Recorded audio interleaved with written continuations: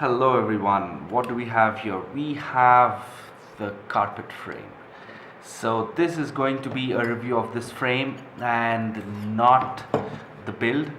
I am not the best builder to build a quad, and I am sure that there's quite a few other guys who have done a far better build of this particular quad and of this particular frame. And we were not going to discuss about the motors, talking about any of the FCs or the ESCs on this and any of the rest of the parts of the build. We're just going to review the frame, which I think is a brilliant frame. By the way, before we start off on the actual quad itself, let me tell you a little bit about the designer of this frame. The designer of this frame goes by the name Pravesh736, I think, on YouTube. I'll leave a link to his YouTube channel below, and he's a brilliant pilot. He's a very skilled pilot. More importantly, more than a pilot, he is really an asset to the community that we have here. A very helpful guy, has gotten in a lot of people into the hobby, and anytime you ask him for help, he's always there, helping you tune, build, etc., etc. Very down to earth, very brilliant guy.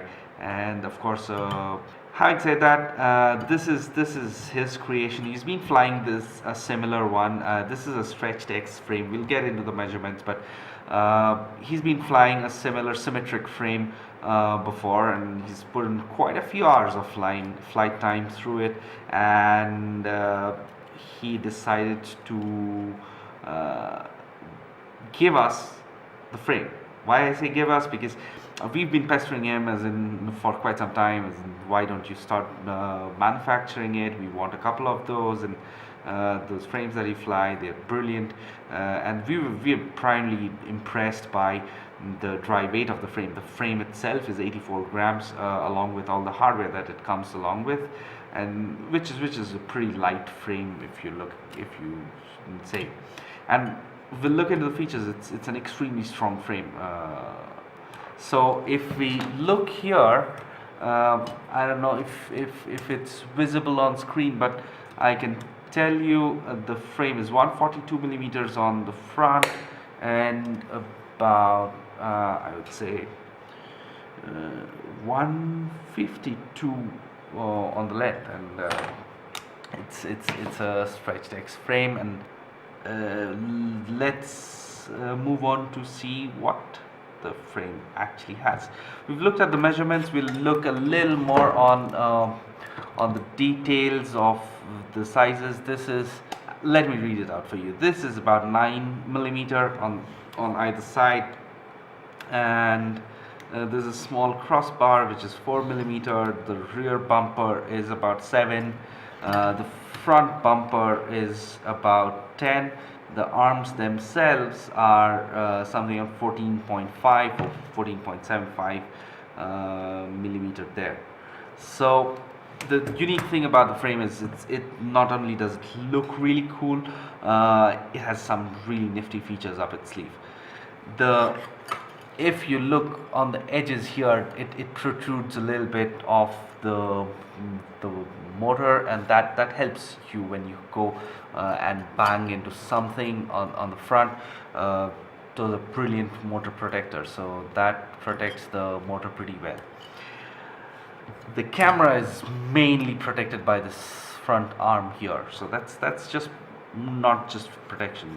It has bumpers all around, but what happens is, according to Pravesh, is that when you hit something, the force is literally distributed across these members here. So it's not just the arm which is taking the force, it distributes it up here, anywhere. So it's like along the arms. And what happens is that it takes a lot of bashing without bent arms.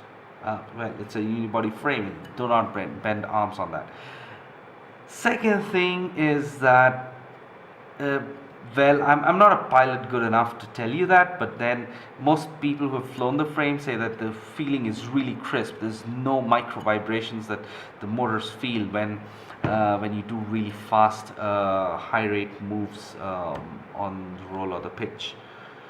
So, just one thing, as in this is something that Pravesh himself suggests. I will probably try and zoom in there. Let me see if the camera cooperates with me. Yes. So what you see is I have sanded and CA'd the edges. So they have been completely round off.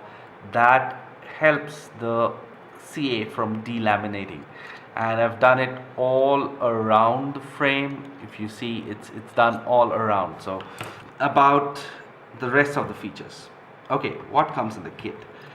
The four carbon pieces that come along with the kit. One is the frame itself, the base plate.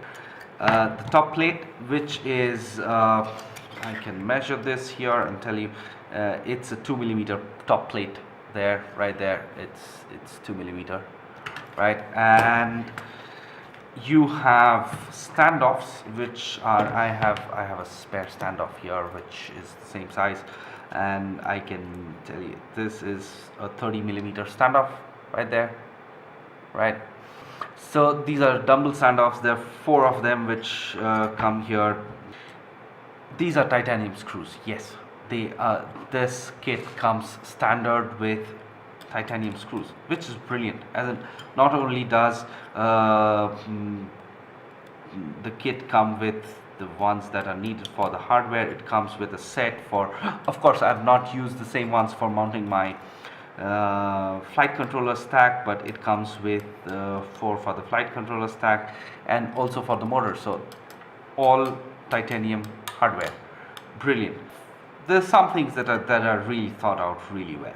Other than the structural features that I talked to you about, there is the whole fuss I've seen about camera mounting and how you cannot mount at certain angles on certain frames and cannot use certain lenses and things like that. Oh, perfectly fine on this. And if you look at it, this is the diagonal on this. Yes, if you hit something hard, your lens gets hit at this angle, but if you hit something head on, it doesn't. This is a solid protector for the camera. The camera, there are three holes there. This is how I have mounted it. No way this is the best mounting method.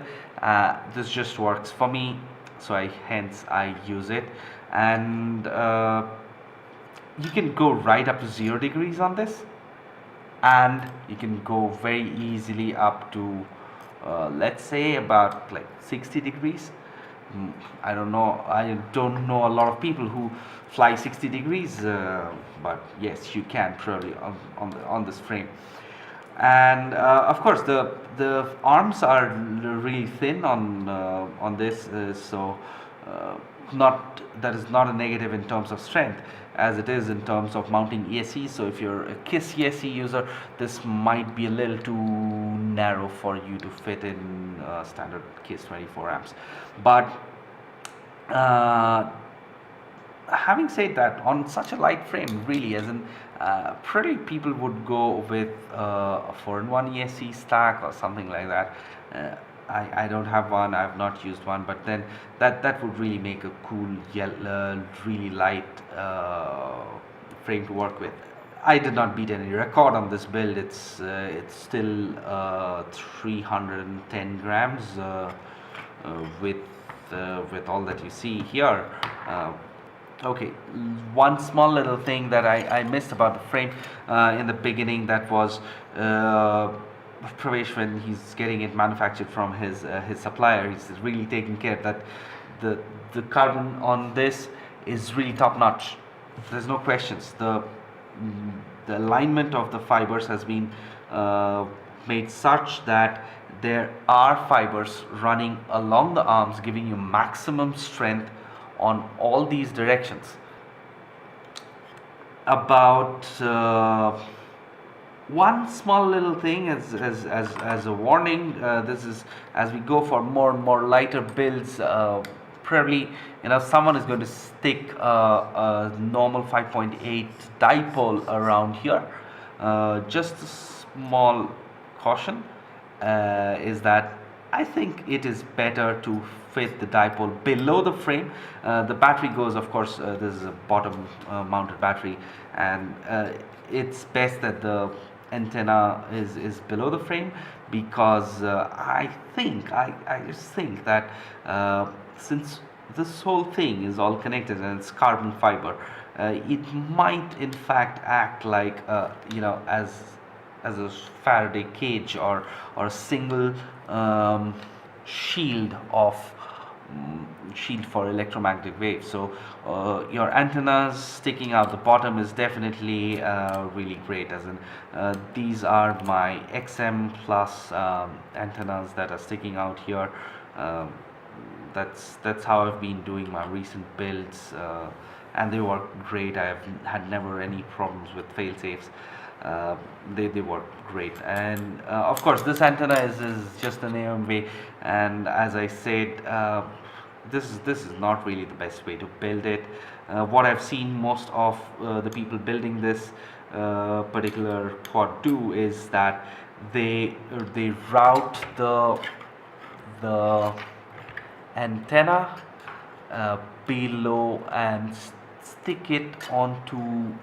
I will move the XT60 here so I can show you guys what I mean to say is that you take the, oh, I'm not getting the angle right, yes, so you take that antenna and wire tie it down here, so it goes below the props, and preferably use a Triumph or a smaller profile antenna like the X2 or something like that.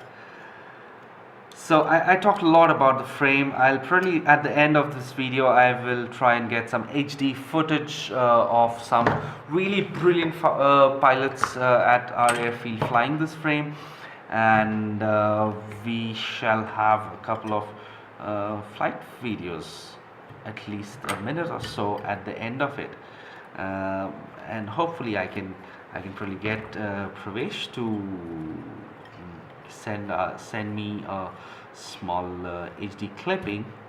Oh, by the way, Pravesh runs a GoPro Session 5 on this, and the Session 5 mount just goes on that, wire ties around here and here. That's it, and looks really cool. I'll probably post a photograph and on my static blog that I do reviewing this frame.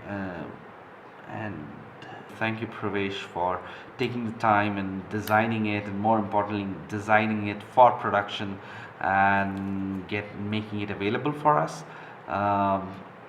And thank you guys. I will leave links to all sort of stuff, probably some flight videos, Pravesh's YouTube link, YouTube channel, and probably setups from other guys at the airfield.